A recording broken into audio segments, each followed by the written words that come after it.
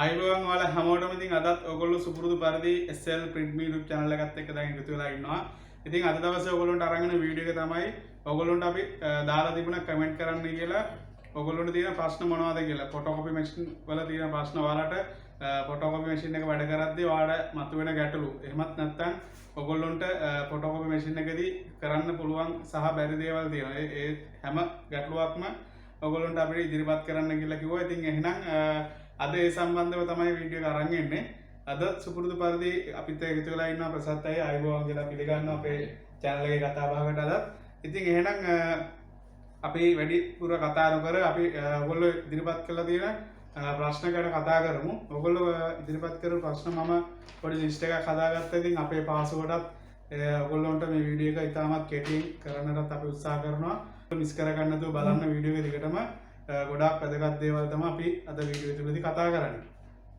ප්‍රසතයේ මේගොල්ලෝ අපින් අහලා තියෙන ප්‍රශ්න කීපයක්ම කෙනෙක් අපිට කමෙන්ට් කරලා තියෙනවා පොඩි ෂොප් එකක් ඕපන් කරද්දී යාට කොස්ට් එක අඩු විදියටම හොඳ print එකක් ගන්න ඒගොල්ලෝ අහනවා. ඒ කියන්නේ යාට කොහොමද මේ සාමාන්‍යයෙන් දිනකට පොඩි ප්‍රමාණයක් තමයි කොපි print කරන්නේ කියලා තමයි ඒගොල්ලෝ අදහස් කරන්නේ. කොහොමද උත්තරයක් දෙන්න පුළුවන් කොහොමද ඒ? ඇත්තටම මල්ලි ඔය පොඩි ප්‍රමාණයක් print කරන කෙනෙකුට සාමාන්‍යයෙන් වෙළඳ පොලේ තියෙනවා ඒ කියන්නේ බේසික් මැෂින් කියලා අපි කියන්නේ. බේසික් මැෂින් ඒ කියන්නේ Toshiba ලාගේ බේසික් මැෂින් තියෙනවා. Kyocera බේසික් මැෂින් තියෙනවා. එතකොට මම සාමාන්‍යයෙන් මොඩල් ටිකක් කියන්නම්. Toshiba එකේ 163 166 167 ඒ වගේ ඒවා. එතකොට 23.9 2006 2007 කියන මොඩල්. එතකොට Kyocera වලගේ 180 1800 ඒ වගේ. එතකොට Ricoh වලගේ තියෙනවා බේසික් මැෂින්. Canon වලගේ බේසික් මැෂින් තියෙනවා 2316 ඒ වගේ මැෂින්.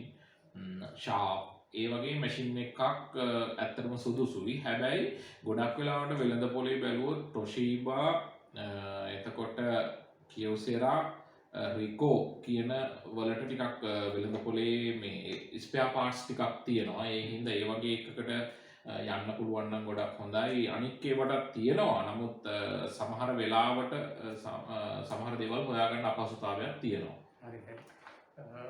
ඔය එතකොට මම මේ ප්‍රශ්නේ අහපු ඔයාලට ඇත්තටම උත්තරයක් ලැබෙන්නේ නැති. ඒ වගේම දෙවෙනි ප්‍රශ්නේ විදිහට මේගොල්ලෝ අපි තෝරගත්තා මෙහෙම දෙයක්. කොස්ට් එක අඩු වෙම. ඒ කියන්නේ රුපියල් එයා සඳහන් කරලා තියෙන විදිහට රුපියල් 3ක් වගේ මුදලකට ෆොටෝකෝපි එකක් දීලා print කරලා මේ ෆොටෝකෝපි කරලා කරන්න පුළුවන්ද කියලා තමයි අහන්නේ. එතකොට මොකද ඔය මාළේ ඇත්තටම මෙහෙමයි. දැන් සාමාන්‍ය වෙළඳ පොලේ පේපර් වලගේ මිල ගණන් බලපුවාම සාමාන්‍යයෙන් 1.7 50 දක්වාම තියෙන රුපියල් ඉඳලා 1.50 වෙනකම්ම දැන් කොළ මිල යනවා. කොළයක මිල වෙනවා. එතකොට යාට ටෝන එකට අපි හිතමු රීෆිල් කරලා එතකොට සර්විස් ටිකත් එයාම පොඩි සර්විස් ටිකත් කරගෙන එතකොට කරන්ට් කොස්ට් එක එතෙන්ට ලේබර් කොස්ට් එක ඒ වගේ දේවල් බලපුවාම සාමාන්‍ය කොස්ට් එක රුපියල් 3ක් විතර වෙලා තියෙනවා. ඒ කියන්නේ 2.7 ගාණක් විතර වගේ වෙලා තියෙනවා. ඉතින්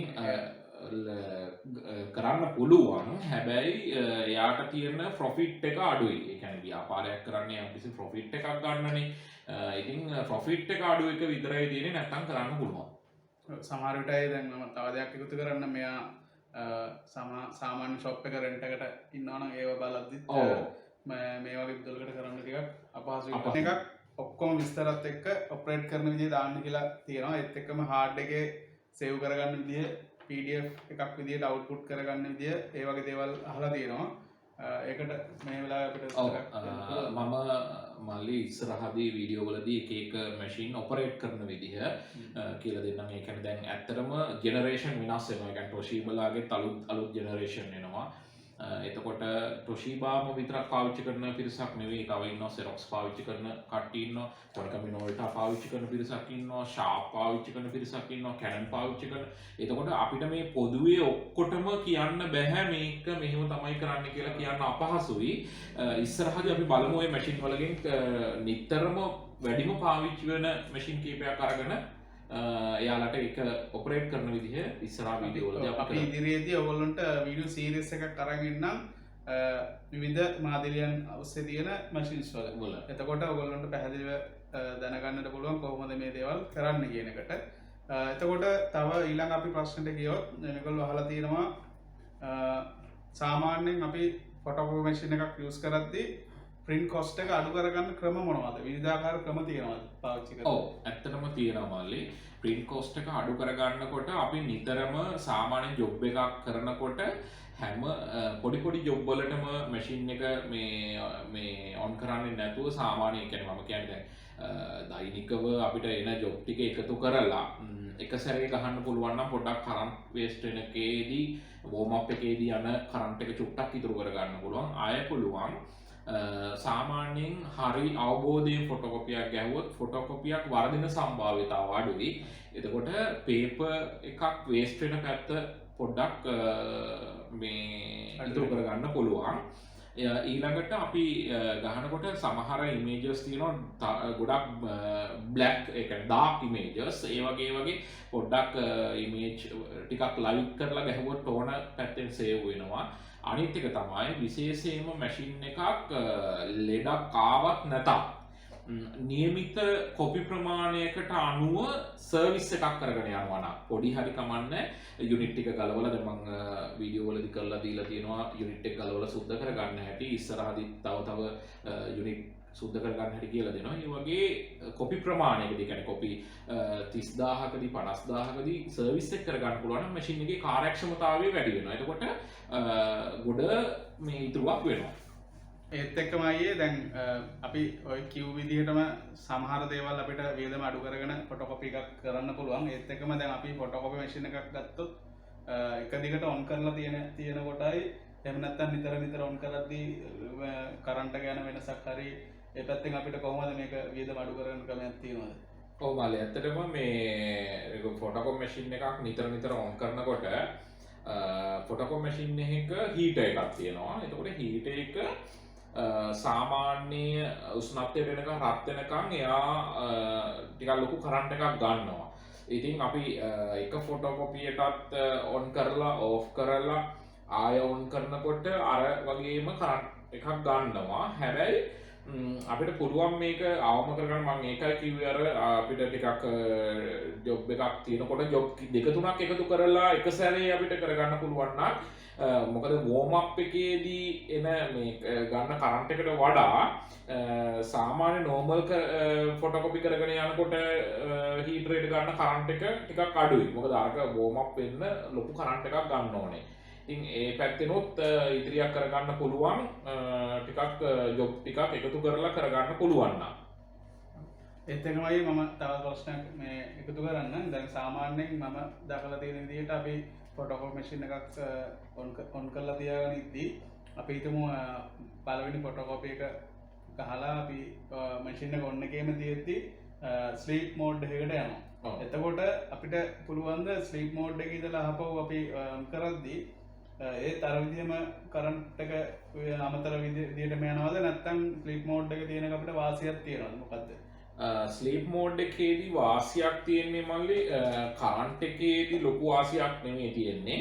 ඒකේ තියෙන්නේ සිස්ටම් එක ඔන් වෙනවනේ. සිස්ටම් එක ඔන් වෙනකොට යම්කිසි කාල සීමාවක් ගන්නවා. ඒ කියන්නේ සාමාන්‍ය අපේ කම්පියුටර් සිස්ටම් එකක් වගේ හાર્ඩ් එකක් තියෙනවා, RAM එකක් තියෙනවා, ප්‍රොසෙසර් එකක් තියෙනවා. ඒ ටික ඔන් වෙනකොට ඒ සිස්ටම් එක රන් වෙන්න ටික වෙලාවක් යනවා. එතකොට එතන පොඩි කාල සීමාවක් යන හින්දා ස්ලීප් මෝඩ් එකේදී වෙන්නේ ඒක ස්ලීප් මෝඩ් එකට එනවා. හැබැයි හීට් එක නිවෙනවා. ඒ තිබ්බත් හීට් එක නිවෙනවා. ආපහු අපි ස්ලීප් මෝඩ් එකෙන් ඔන් මෝඩ් එකට එනකොටම ආපහු අර වගේම වෝම් අප් වෙන්න ගන්නවා. එතකොට ඒ කරන්ට් එකේ විදිහට ගන්නවා. හැබැයි සිස්ටම් එක ටක් ගාලා ඔන් වෙනවා. ඒක විතරයි වෙනසකට තියෙන්නේ. අයියේ තව ප්‍රශ්නයක් අහලා තියෙනවා අපේ. හරි එතකොට මේගොල්ලෝ අහන්නේ 256 ටොෂිබා මැෂින් එකක් තියෙනවා. ඒකේ ෆ්‍රොන්ට් එක ඕපන් කියලා ඩිස්ප්ලේ වෙනවා. ඉතින් ඒකට මොකද කරන්න පුළුවන් කියන එක තමයි ඒගොල්ලෝ අහන්නේ. මොකද ඒ තියෙන ගැටලුව?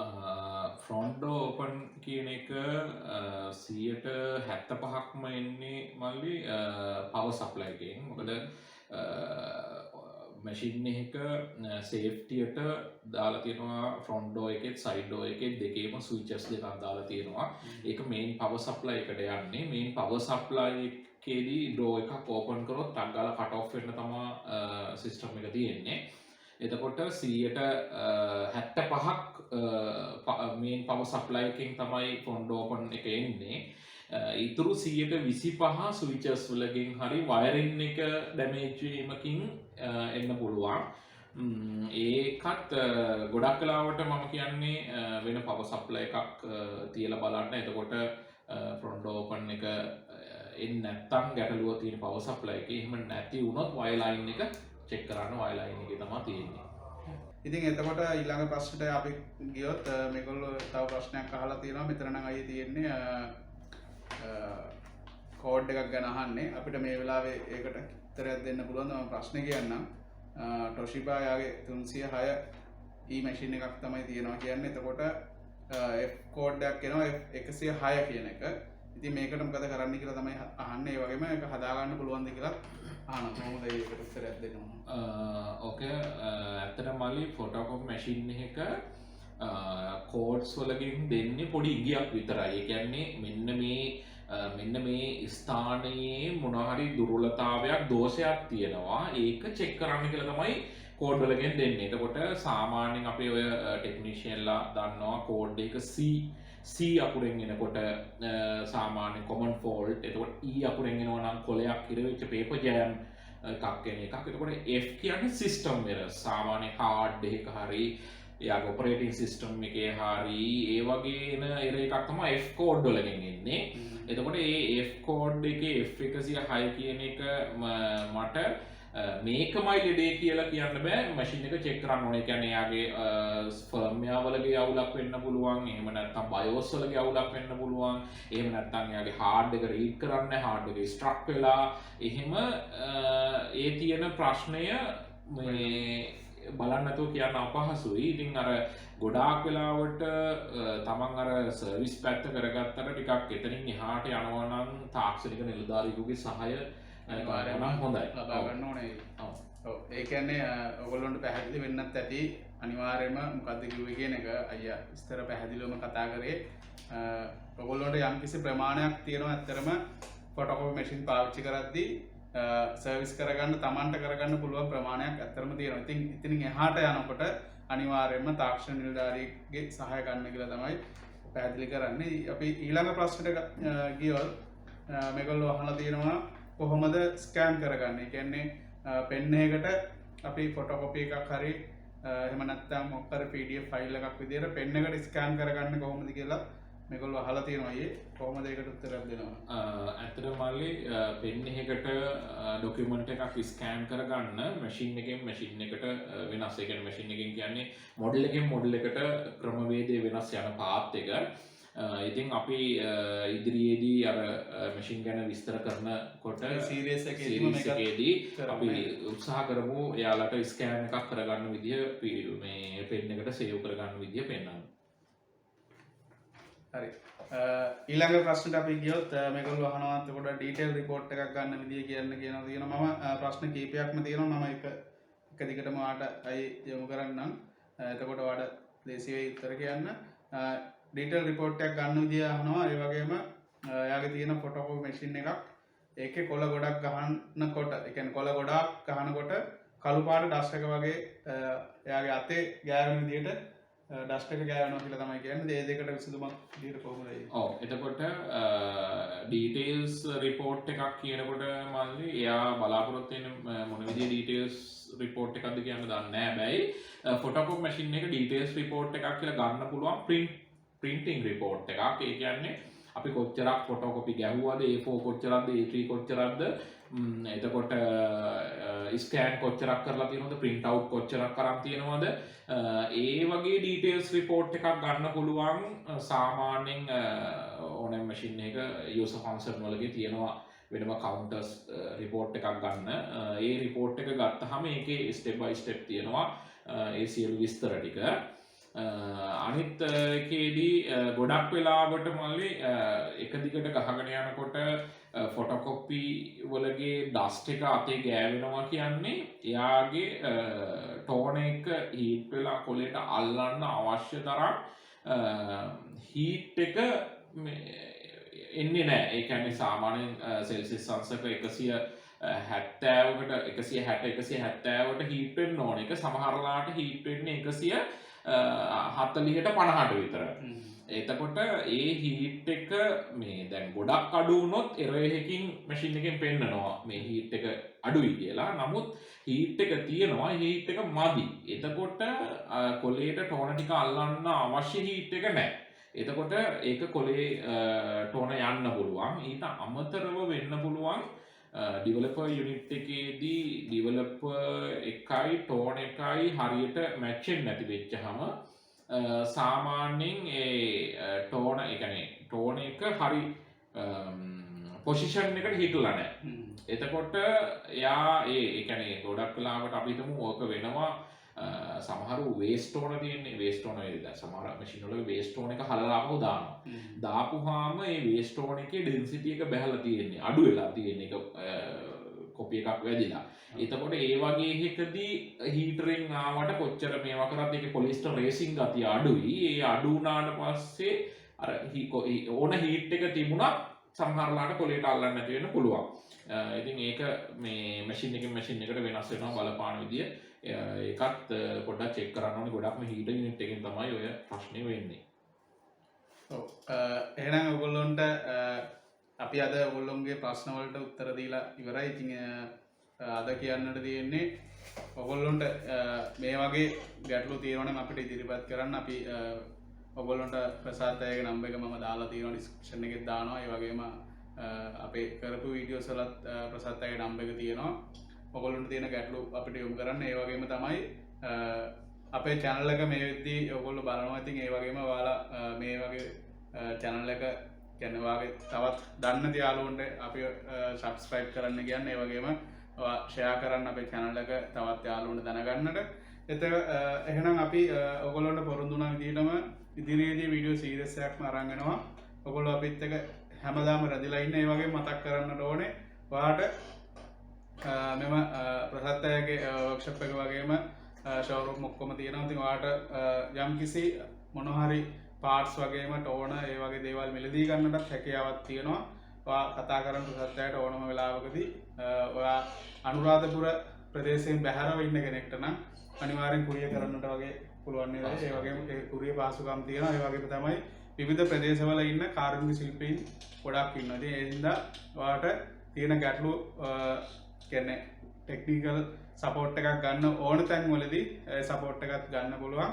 එහෙනම් හැමදාමත් අපිත් එක්ක රැඳිලා ඉන්න SL Print YouTube channel එක subscribe කරලා හැමදාමත් අපිත් එක්ක ඉන්න කියලා ඔයගොල්ලන්ට ආරාධනා කරනවා. එහෙනම් තවත් අලුත් වීඩියෝ එකක් අරගෙන ඔයගොල්ලොත් එක්ක අපි නැවතත් කතා බහකට එනවා. එහෙනම් ඔයාලා හැමෝටම සුබ දවසක්. ජය වේවා. පරිස්සමෙන් ඉන්න. අයියේ අපි ගිහින් එන්න. අයිබෝන්. අයිබෝන් ඔයාට ඉස්සෙල්ලා